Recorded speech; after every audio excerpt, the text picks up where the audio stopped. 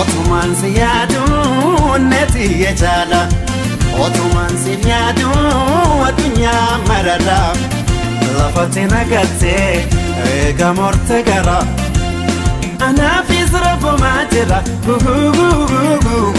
Ana fisrafu majira Tolega binu fara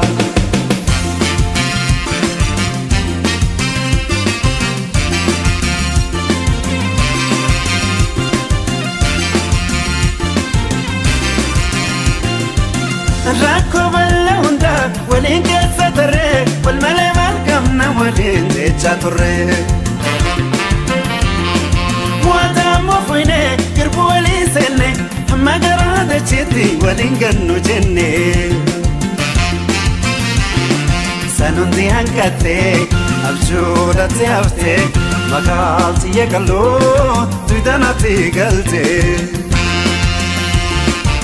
Antantee utete kophaye waan galu guyyaan yaada keeti halkanis waan bulu.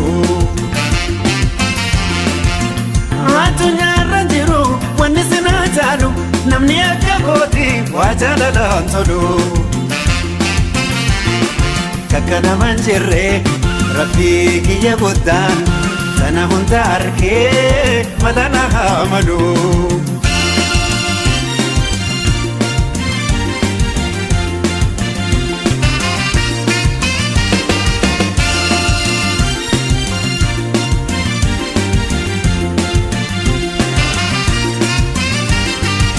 Otuman siyadu neti yejala Otuman siyadu adunya marada Lafatina gate gamorte gara Ana fisrafu majira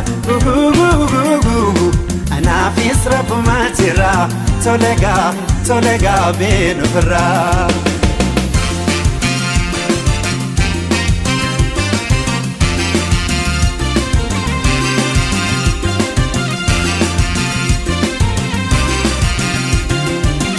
Yanni kana marte akka warri rooba imimmaan jaalala darraba Maaliif wal baranne seentaa eegabba yaada kaanis ibduun akka qaba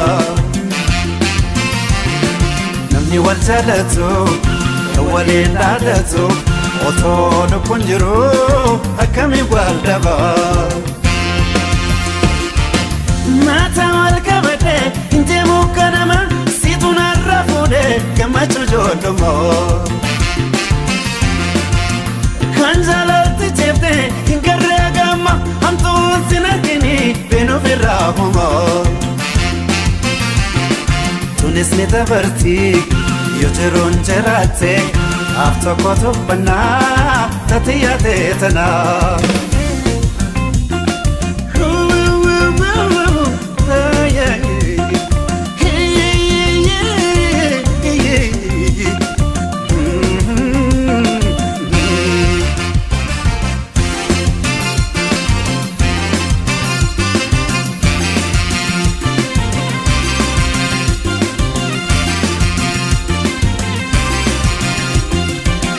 Rakko balla hunda waliin keessa tarree wal malee maal qabna waliin jechaa turre.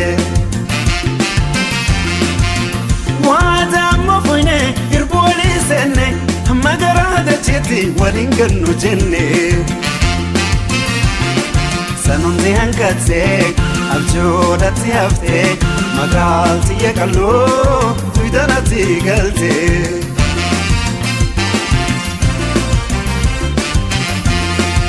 Boramara jirtare, wallagara jirtare, nageleera jirtare, baale keessa jirtare, jimma keessa jirtare, arsii keessa jirtare, shawaa keessa jirtare, rifattee naa